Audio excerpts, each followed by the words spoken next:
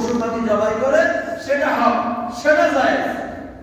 কিন্তু অন্যায় ভাবে জবাই করা ছাড়া না হক ভাবে যদি কেউ একটা চড়ুই পাখির মতো ছোট্ট পাখিকেও হত্যা করে, তবে কিয়ামতের দিন আল্লাহ তাআলা তাকে এই বিষয়ে জিজ্ঞাসা করবেন। আল্লাহু আকবার। তাহলে দেখেন, আল্লাহর সৃষ্টি একটা চড়ুই পাখি, ছোট্ট একটা পাখি, আপনি যদি জবাই করেন, খাওয়ার জন্য জবাই করেন, সেটা জায়েজ, সেটা হালাল, খেতে পারবেন। কিন্তু এমনিতেই আপনি নাহক ভাবে, অন্যায় ভাবে সেই চড়ুই পাখিটাকে মেরে ফেলছেন, আল্লাহ রাসূল সাল্লাল্লাহু আলাইহি ওয়াসাল্লাম বলছেন কিয়ামতের ময়দানে আল্লাহ তাআলা আপনাকে জিজ্ঞাসা করবেন, কেন তুমি অন্যায় ভাবে এই আমার সৃষ্টি চড়ুই পাখিটাকে কেন হত্যা করলে? এই জবাব দাও, তারপরে সামনে যাও। অথচ আমরা হেলায় খেলায়, হাসি তামাশায়, নানাভাবে আল্লাহর কত সৃষ্টির ক্ষতি আমরা করি না ভাই? আপনি রাস্তা দিয়ে হাঁটতেছেন, রাস্তার মাটির উপরে কত পোকামাকড় থাকে না ভাই? থাকে তো।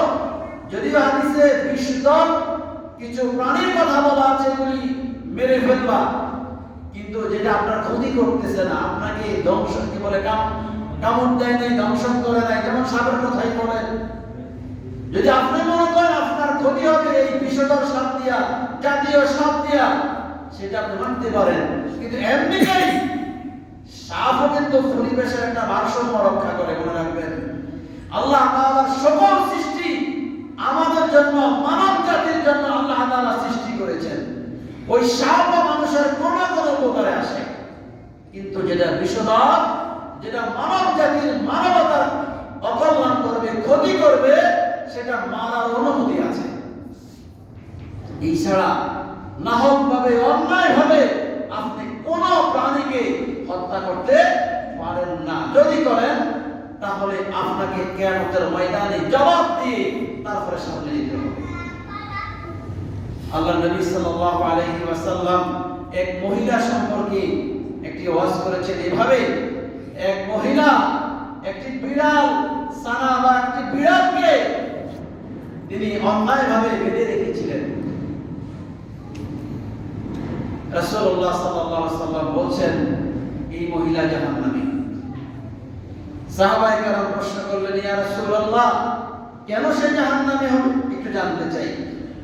তখন রাসূলুল্লাহ সাল্লাল্লাহু আলাইহি ওয়াসাল্লাম বলছেন, যদিও সেটা বিড়াল, সেটা আমার সৃষ্টি, সেটা সে বেঁধে রেখেছে, এটা একটা অন্যায়।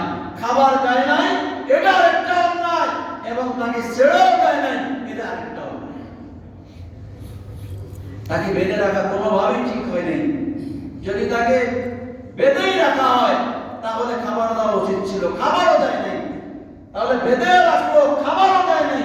যদি ছেড়ে দিত, সে পোকামাকড় খেয়ে, অন্যান্য কিছু খেয়ে সে তার জীবন জীবিকা নির্বাহ করতে পারত। যেহেতু তাকে ছেড়েও দিল না, এই অপরাধে তার হক নষ্ট করার কারণে ওই মহিলা জাহান্নামে।